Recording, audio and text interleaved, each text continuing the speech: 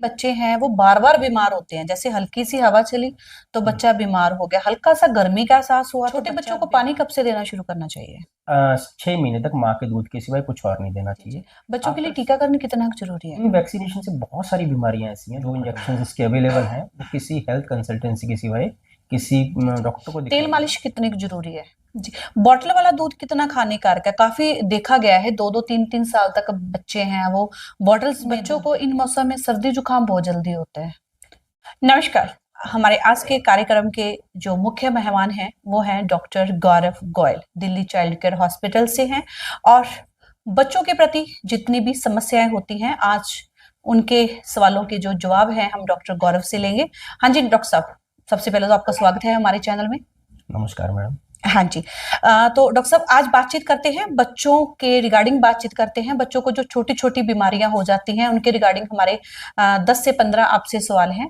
तो पहला सवाल है नवजात शिशु के सही देखभाल के लिए किन-किन बातों का ध्यान रखना चाहिए? मैडम सबसे पहले जो अभी ठंड का सीज़न चल रहा है, तो इसके लिए बच्चों के लिए सबसे इम्पोर्टेंट है, ठंड से बचाना ज़रूरी है। जी, जी। बिकॉज़ ठंड में अगर बच्चा ठंडा हो जाएगा, तो ठंड होने की वजह से बच्चे का जो ब्लड प्रेशर है, वो मेंटेन नहीं होता है। तो हाइपोथर्मिया होने की वजह से सबसे ज़्यादा स्ट्रगलिंग पीरियड है बच्चों के लिए। जी, तो जी। ये अभी 2 मंथ है, जनवरी एंड फरवरी, सबसे इम्पोर्टेंट होते हैं न्यूबॉर्न बेबीज़ के लिए। साथ में उनका फीडिंग का ध्यान रखना ज़रूरी है, टेम्परेचर का ध्यान रखना ज़रूरी है, स्किन केयर बहुत ज़रूरी है। तो अगर ये पीरियड 2 मंथ निकल जाते हैं, तो जनरली बच्चों में कॉम्प्लिकेशंस कम होती हैं। सेकंड प्रॉब्लम है कि जो बच्चों को दूसरे लोगों से इन्फेक्शन होनी बच्चों को वो ज़्यादा होगी, लाइक निमोनिया, कफ कोल्ड। तो निमोनिया के चांसेस ही बच्चों में ज़्यादा है। थर्ड मोस्ट कॉमन कॉम्प्लिकेशन जो बच्चों में होता है डायरिया, न्यूबॉर्न बच्चों में। तो ये 3 ऐसी प्रॉब्लम्स हैं जिनसे बच्चों को हमें ध्यान रखना है, बचा के रखना है, खास करके इन 2 महीनों के लिए। और सबसे मेन जो मैं बार-बार ये कह रहा हूँ कि टेम्परेचर सबसे इम्पोर्टेंट है, बच्चे को मेंटेन करके रखना। क्योंकि बच्चों को ज़्यादा कपड़े पहनाने की ज़रूरत नहीं है, बट उनको प्रॉपर फोल्ड करके रखना ज़रूरी है। तो टेम्परेचर मेंटेन रखिए, कोई डेली नहलाना ज़रूरी नहीं है बच्चों के लिए। एक सबसे ज़्यादा ज़रूरी है कि तेल की मालिश कर देते हैं बच्चों को, तो वो भी हानिकारक है। तेल की मालिश करने के बाद बच्चों को नहलाना बहुत ज़रूरी है और वार्म कपड़े में लपेट के रखना ज़रूरी है। ऐसा नहीं है कि आपको डेली नहलाना है ठंड के दिनों में, आप स्पंज भी करोगे तो वो भी काफ़ी रहता है। तो ये इंपॉर्टेंट फैक्टर्स हैं जो मैंने बताया है कि न्यूबॉर्न बच्चों में कुछ ऐसी चीज़ों का हमें ध्यान रखना चाहिए। जी, जी। बच्चे की सही तरीके से लंबाई और वज़न है, वो किस तरीके से नापा जाता है? मैम अगर बात करें बच्चे की एज के अकॉर्डिंगली, न्यू बॉर्न बच्चे जो होते हैं इनके लिए एक इन्फेंटोग्राम आता है, उसके साथ से हम इसकी बच्चों की हाइट नोट करते हैं, हेड सर्कमफ्रेंस नोट करना होता है, और थर्ड वेट के लिए तो वेट मेजरिंग मशीन्स आती हैं, उनसे हम इसको मेजर कर सकते हैं। जनरली जो वेट तो इम्पोर्टेंट है फर्स्ट 2 ईयर्स के लिए, बट जो लेंथ है वो आफ्टर 2 ईयर ज़्यादा इंपॉर्टेंट है। बट अगर बच्चे का वजन कम हो रहा है तो डेफिनेटली लेंथ भी कम हो सकती है। तो उसको मेज़र करने के लिए जो इंस्ट्रूमेंट्स मैंने बताए हैं वो इम्पॉर्टेंट है। वेट ज़्यादा इम्पॉर्टेंट है because after 25 days of after birth weight एक इम्पॉर्टेंट क्राइटेरिया है, वो बच्चे का वेट बढ़ना ही चाहिए। अगर बच्चे का वजन नहीं बढ़ रहा है तो डेफिनेटली कहीं ना कहीं बच्चे की फीडिंग में कुछ डिफिकल्टीज है, या फिर बच्चा कोई बीमार है जिसकी वजह से बच्चे का वजन नहीं बढ़ रहा है। जी, जी। तो सबसे मोस्ट इंपॉर्टेंट फैक्टर बच्चे का वेट है और हेड सर्कमफ्रेंसेस है। लेंथ बच्चे की मोस्टली इंक्रीज करती है as compared to age like, जैसे वेट इंक्रीज होगा वैसे ही लेंथ भी इंक्रीज हो गई। So length mostly after 2 years important है। First 2 years basically the birth weight is, जो बच्चे का वेट है वो इम्पोर्टेंट है। क्या कारण है डॉक्टर साहब काफी बच्चे हैं वो बार-बार बीमार होते हैं, जैसे हल्की सी हवा चली तो बच्चा बीमार हो गया, हल्का सा गर्मी का एहसास हुआ तो बच्चा बीमार हो गया। उस बच्चे के बार-बार बीमार होने के कारण क्या रहते हैं? तो इसका सबसे मेन कारण है हमारा एटमॉस्फेयर। जी। जो हमारा एटमॉस्फेयर है वो इतना अच्छा नहीं है। तो जैसे ही चेंजिंग वेदर्स होते हैं तो बच्चों में उसमें दिक्कत ज़्यादा आती है। तो जैसे ही कोई ठंड का पीरियड आता है तो उसमें बच्चों को ज़्यादा ठंड लगने के चांसेस रहते हैं। वही सीज़न आएगा हमेशा चेंज होने के, बारिश का मौसम आएगा जब ज़्यादा गर्मी आती है, जैसे लाइक अप्रैल का मंथ आता है तो ये दिक्कत आती है। तो उस मौसम के दौरान बच्चे को थोड़ा ध्यान रखना ज़रूरी है, क्योंकि चेंजिंग वेदर इज़ डिफ़िकल्ट। जैसे अभी जो मौसम चल रहा है इसमें वायरल का है, अभी आपने थोड़े दिन पहले न्यूज़ में भी सुना होगा कि वायरस हैं, और ये वायरसेस नॉट इस टाइम में हर बार आते हैं। अक्टूबर नवंबर का टाइम में ही मोस्टली फ्लू वैक्सीन लगवाने के लिए इसलिए बच्चों को कहा जाता है। तो जैसे ही विंटर आती है तो ये दिक्कतें थोड़ी बढ़ जाएंगी, हमेशा चेंजिंग वेदर के साथ आती हैं, और हमारे देश में चेंजिंग वेदर एवरी 3 मंथ्स के बाद है, तो इसलिए बच्चों को ये दिक्कतें ज़्यादा आती हैं। छोटे बच्चों को पानी कब से देना शुरू करना चाहिए? न्यू बॉर्न बेबी को अप टू 6 मंथ तक एक्सक्लूसिवली ब्रेस्ट फीड देना चाहिए। जो गाइडलाइंस है कि सिर्फ 6 महीने तक माँ के दूध के सिवाय कुछ और नहीं देना चाहिए। आफ्टर 6 मंथ्स बच्चे को पानी पिलाना स्टार्ट करना चाहिए। जहाँ कुछ ऊपर का खाना देना है वो आफ्टर 6 मंथ स्टार्ट करना चाहिए। जी, जी। बच्चों के लिए टीकाकरण कितना ज़रूरी है? टीकाकरण आजकल बहुत इंपॉर्टेंट है। अगर आप देखते हो कि बहुत सारी बीमारियां आजकल एरेडिकेट हो गई हैं। पोलियो आपको केस देखने के लिए नहीं मिलता, डिप्थीरिया, पर्टूसिस, टेटनस जैसी बीमारियां जो थी वो सारी आजकल ऑब्सोल्यूट हो चुकी हैं। तो टीकाकरण बहुत इंपॉर्टेंट है। हमारी गवर्नमेंट भी इसके ऊपर बहुत ध्यान दे रही है कि आजकल तो ये है कि एक गांव-गांव में भी जाकर आशा वर्कर्स या प्राइमरी हेल्थ सेंटर्स में इनको वैक्सीनेशन को दिया जा रहा है। इन वैक्सीनेशन से बहुत सारी बीमारियां ऐसी हैं जो खत्म हो गई हैं, जिनका मैंने नाम अभी बताया, डिप्थीरिया, पर्टूसिस, टेटनस ऐसे केस देखने के लिए नहीं मिलते हैं। और इसकी सबसे अच्छी एग्जांपल है पोलियो, राइट। अगर आप पहले देखोगे मीजल्स या फिर चिकन पॉक्स भी हर बच्चे को होता था। आज इसकी प्रोबेबिलिटी बहुत कम हो गई आफ्टर वैक्सीनेशंस। तो ये इंजेक्शंस हैं, बहुत इंपॉर्टेंट हैं। टीकाकरण हर किसी को करवाना चाहिए ताकि जो जितनी ये कम्युनिकेबल डिजीज है वो कम की जा सके। कौन-कौन से ऐसे टीके हैं जो बच्चे के 1 साल के बीच में लगाने चाहिए, जन्म के 1 साल के बीच में से?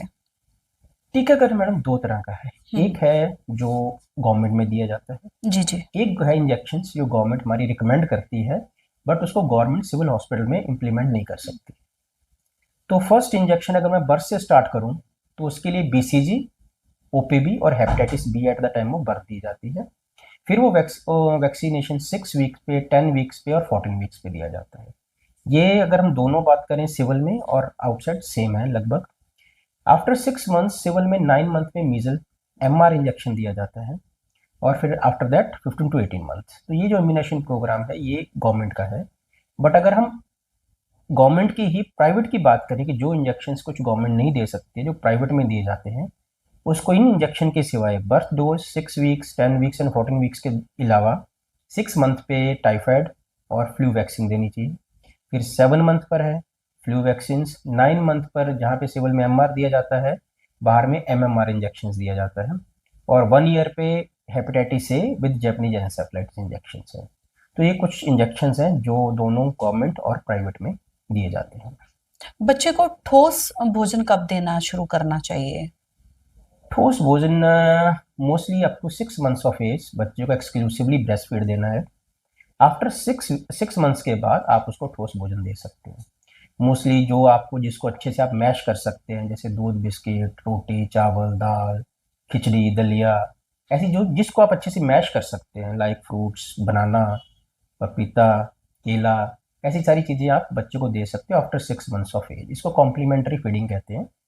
बिकॉज आफ्टर 6 मंथ्स जो ब्रेस्ट फीड है उससे बच्चे की न्यूट्रिशंस की रिक्वायरमेंट पूरी नहीं होती है।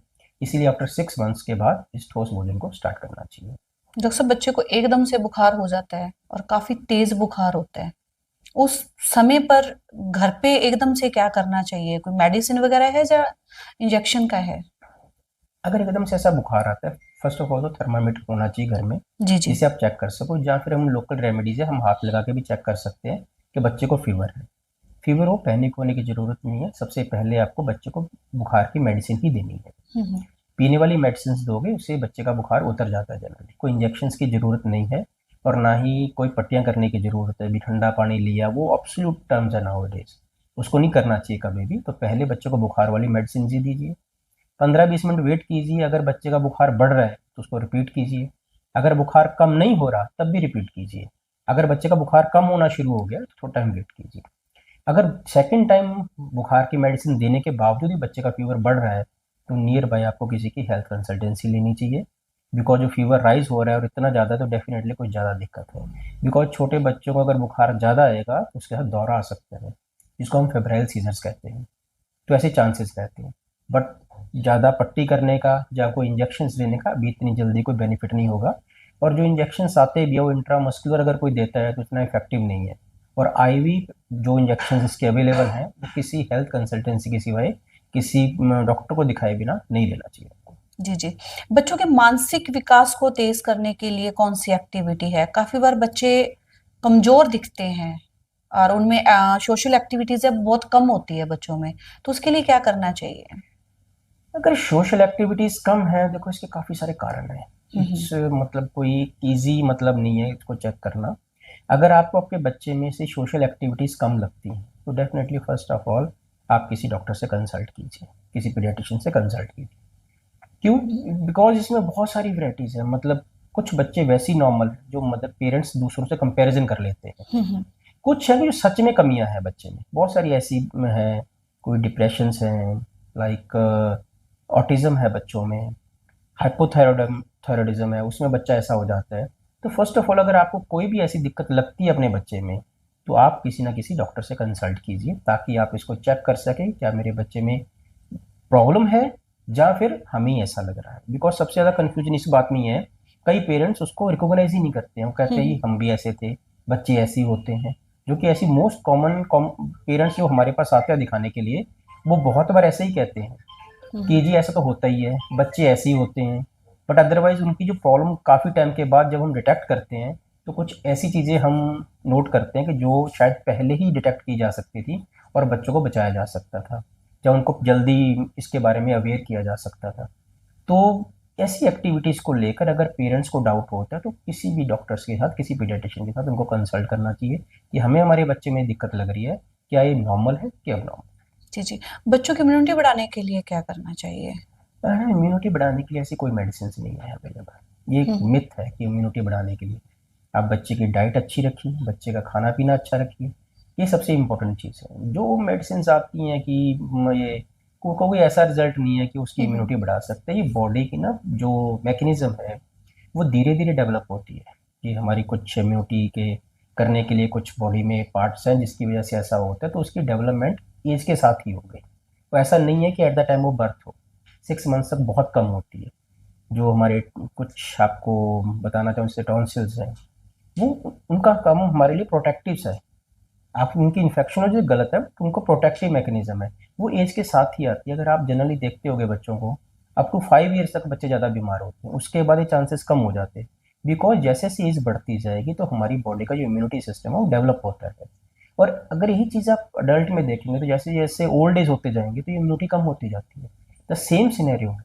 बट ऐसी कोई मेडिसिन है, ऐसी कोई आप प्रिकॉशंस ऐसा नहीं है कि जिससे आप बच्चों की इम्यूनिटी को बढ़ा सकते हैं या कम कर सकते हैं। तो ऐसा कोई ऑप्शन नहीं है। काफ़ी बार देखा गया है कि काफ़ी बच्चे हैं, 10% बच्चों की बात करें तो वो स्कूल जाते ही बीमार हो जाते हैं।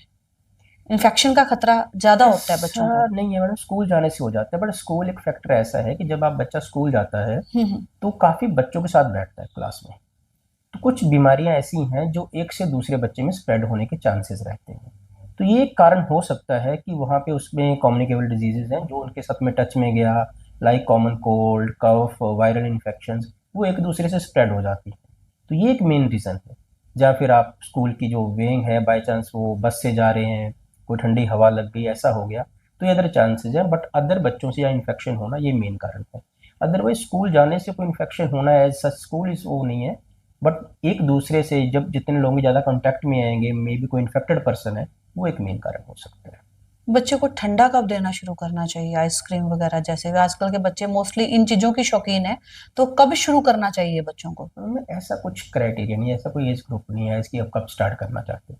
ये तो आपकी डाइटरी हैबिट्स है, आप अपने बच्चों को क्या डाइट देना चाहते हो उसके ऊपर डिपेंड करता है। तो ठंड की कोई ऐसा कोई एज ग्रुप नहीं है कि मैं इस एज में बोलूँ इसको आप देना चाहो मत देना चाहो। अवॉइड करना चाहिए ऐसी चीज़ें बच्चों को देना। जी, जी। तेल मालिश कितनी ज़रूरी है? तेल मालिश मैम अब इसमें 2 क्राइटेरिया है, एक तो न्यू बॉर्न बेबी है और एक बाद के बच्चे। जी, जी। न्यू बॉर्न बच्चे को तेल की मालिश करनी चाहिए। एक हमारे देश में मिथ है कि इससे हड्डियां मजबूत होंगी, इससे कोई हड्डियां मजबूत नहीं होती हैं। जी, जी। तेल की मालिश करने से सिर्फ बेनिफिट क्या है कि बच्चे को उसकी मदर की बॉन्डिंग होती है, सबसे पहला बेनिफिट। सेकंड, एक न्यू बॉर्न बच्चे को जब उसकी मदर मालिश करती है तो उसको दूध अच्छे से आता है बिकॉज ऑफ रिफ्लेक्स।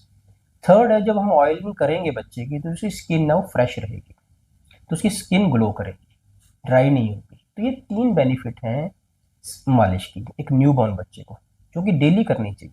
आइदर वो विंटर सीजन हो चाहे समर सीजन हो, हर सीजन में उनको करना चाहिए। हमारी स्किन को न्यूट्रिशन चाहिए तो उसके लिए वो ऑयलिंग से ही कंप्लीट होगा। वैसे हम समर कंट्री में रहते हैं, यहाँ पे पसीना ज़्यादा आता है, उसको न्यूट्रिशन मिलता है। बट जो विंटर सीजन है आपको बच्चे को प्रॉपर आपको ऑयलिंग करनी चाहिए। अच्छे से मसाज करना चाहिए।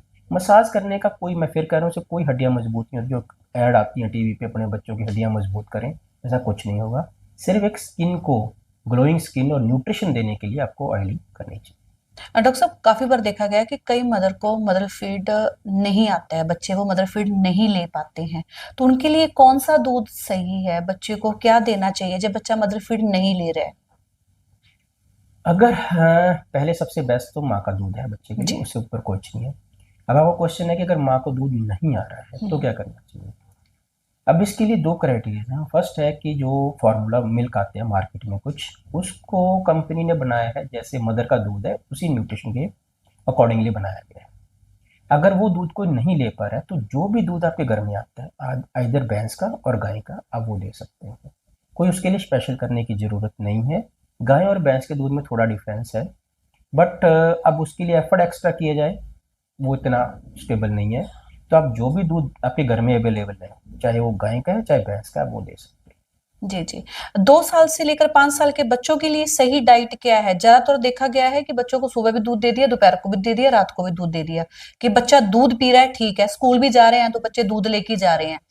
परांठी रोटी है, बच्चे वो बहुत कम ले रहे हैं, तो सही डाइट क्या है बच्चों के लिए, आहार क्या है? हैं। ये एक दूध पिलाने नॉर्थ इंडिया में, जिस एरिया में हम रह रहे हैं उसमें एक बहुत बड़ा फैशन है हम्म। कि माँ यहाँ पे चाहती है कि बच्चा दूध ही पिए। हम्म। अगर उसने दूध पी लिया तो माँ खुश हो जाती है कि हाँ बच्चे ने दूध पी लिया। दूध काफ़ी चीज़ों में डेफिशिएंट है, सबसे बड़ा आयरन उसके अंदर नहीं है। तो जो आप अगर देखोगे हरियाणा का जो गवर्नमेंट डाटा है उसमें 91% बच्चों में आयरन डेफिशिएंसी एनीमिया है, बिकॉज ऑफ ये जो दूध वाली डाइट है वो मेन रीजन है। पेरेंट्स यहाँ पर हमारे बच्चों की डाइट के लिए इतने कंसर्न्स नहीं है कि बच्चों को डाइट देनी क्या चाहिए। एज जैसे मैंने पिछले क्वेश्चन में बताया था कि 6 मंथ्स के बाद हमें ऊपर का खाना देना चाहिए, तो उस खाने के साथ बच्चों की डाइट में प्रॉपर न्यूट्रिशन होना चाहिए, प्रोटीन होना चाहिए, और साथ में आयरन जितने हैं माइक्रो न्यूट्रिएंट्स वो भी साथ में देने चाहिए। तो बच्चों को एज अर्ली एज पॉसिबल इन चीज़ों को लेके आना चाहिए, लाइक अनाज हो गया जिससे प्रोटीन मिल सके वो हो गया, जिससे मिनरल्स मिल सके वो हो गया। तो दूध की मात्रा इतनी नहीं रखनी चाहिए ताकि बच्चे सिर्फ दूध से अपना पेट भर लें और ऊपर की चीज़ें खाएं ही ना। तो बच्चों की जो न्यूट्रिशन है वो प्रॉपर होना चाहिए, हर चीज़ बैलेंस डाइट होनी चाहिए जैसे अडल्ट्स की है। तो उनको सिर्फ दूध पे ना रखें और साथ में ऊपर की चीज़ ज़्यादा खिलाएं। प्रॉब्लम क्या आती है, जिस चीज़ को आप एक बार टेस्ट डेवलप कर देते हो तो बच्चा वही खाता है। आपने अगर उसको दूध का टेस्ट डेवलप करें तो बच्चा जल्दी जल्दी फूड ग्रेन्स पे आएगा ही नहीं। तो आप अपने बच्चे को उसका भी टेस्ट डेवलप करें ताकि बच्चे को प्रॉपर न्यूट्रिशन मिल सके। अगर प्रॉपर न्यूट्रिशन मिलेगा तो बच्चे की ग्रोथ भी प्रॉपर हो। जी। बॉटल वाला दूध कितना हानिकारक है? काफी देखा गया है, 2-2 3-3 साल तक बच्चे हैं वो बॉटल्स में दूध पीते हैं, निप्पल वाला दूध पीते हैं। कितना कब बॉटल लगानी चाहिए और कब छुड़वानी चाहिए? एक्चुअली बॉटल में कोई प्रॉब्लम नहीं। जी। बॉटल एक वे है जिससे आप बच्चे को दूध दे रहे हैं। प्रॉब्लम बॉटल की सफाई में है, अदरवाइज बॉटल से कोई नुकसान नहीं है। बॉटल से आप कभी भी कितने टाइम तक भी दूध दे सकते हो, कोई प्रॉब्लम नहीं है। अगर आप बॉटल को अच्छे से साफ करते हो, क्लीन करते हो, अच्छे से बॉयल करते हो। कि बॉटल से होने वाले दो मेन कॉम्प्लिकेशंस रहते हैं, डायरिया और निमोनिया। बिकॉज बॉटल साफ नहीं होती है तो उसकी वजह से दिक्कत आ सकती है। अदरवाइज बॉटल कोई कॉम्प्लिकेशन वाली चीज़ नहीं है, बॉटल फीड कोई प्रॉब्लम वाली बात नहीं है। तो आप कितने टाइम तक भी दे सकते हो, जितने टाइम तक आप स्टेबल समझते हो कि सोसाइटी में कुछ ऐसा नहीं हो रहा, तो आप दे सकते बच्चों को इन मौसम में सर्दी जुकाम बहुत जल्दी होता है, उसके बचाव के लिए पेरेंट्स को क्या बच्चों को देना चाहिए? हो। लेकिन अभी जो मौसम है वो बेसिकली विंटर सीजन है, तो इस सीजन में ये होना कॉमन है। सेकेंड प्रॉब्लम है कि एक दूसरे से स्प्रेड होना ज़्यादा चांसेस है। जी तो जी। अपने बच्चे को प्रॉपर क्लॉथिंग रखिए, प्रॉपर कवर करके रखिए। जिन लोगों को ऐसी कॉम्प्लिकेशंस है उनसे दूर रखिए, और नॉर्मल डाइट जो बच्चे को देते हो। ये तीन मेन तरीके हैं जिससे आप अपने बच्चे को इन चीज़ों से दूर रख सकते डॉक्टर साहब, लास्ट सवाल। काफी बच्चे बचपन से ही काफी चिड़चिड़े होते हैं, हर बात बात पर रोना, चिल्लाना। उन बच्चों के लिए क्या करना चाहिए चिड़चिड़ापन दूर करने के लिए? ये कोई बीमारी का संकेत है या बच्चे का बिहेवियर ही ऐसा है? हैं। चिड़चिड़ापन होना मैडम बच्चों में काफ़ी, मतलब दो तीन कारण मेन है। हम्म। पहला, खून की कमी होना। कि अगर बच्चों में एनीमिक होंगे, खून की कमी होगी, तो बच्चे में इरिटेबिलिटी ज़्यादा आएगी, चिड़चिड़ापन आएगा। जो कि यहाँ पे अगर आप बच्चों में देखोगे 7 मंथ टू 1.5 ईयर तक बच्चों में ज़्यादातर रहते हैं। उसका मेन कारण है खून की कमी होना, बिकॉज डाइट में आयरन ही नहीं है बच्चों के यहाँ पर, तो ये दिक्कत आती है।